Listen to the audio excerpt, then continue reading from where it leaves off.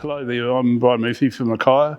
I started collecting machinery. I've worked with machinery all my life, but I started collecting it in earnest probably 25 to 30 years ago. And it's just an interest. Now it's turned out to be just a real good hobby. In my latter years, it's giving me something to do. And thinking out problems and that sort of thing. It's one way of keeping the grey matter going. Most of the stuff was in a shed in Christchurch, and I got sick of travelling up and down each day, so I decided to build a shed. And my son, who worked at Mitre 10 a few years ago, he recommended Alpine sheds, and it was a good recommendation.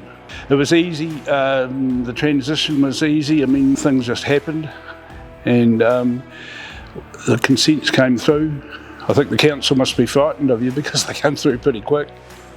Then they put their team on the ground, and I can't fault their team at all. There was Zach, and there was a few other names there that I just can't remember now.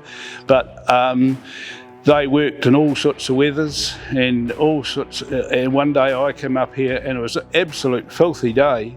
It was almost horizontal southerly rain, and here's the two Zacks up here fixing the mesh. Yeah, fixing the mesh, wiring the mesh up. And I couldn't believe that they're up here that day, you know. They're an example really that a lot of young people could go by, you know. They are. And I'm very happy with the shed. It does everything I want. The steel sheds, really, I went away from them because they too much noise. This is quiet, and the steel, with the contraction and expansion of the heat, of the temperatures and that sort of thing, would drive you up the wall. So I'm quite happy with the shed, yeah, really. Yeah, I'd highly recommend Alpine for any building you want to do, and that sort of thing. Yeah.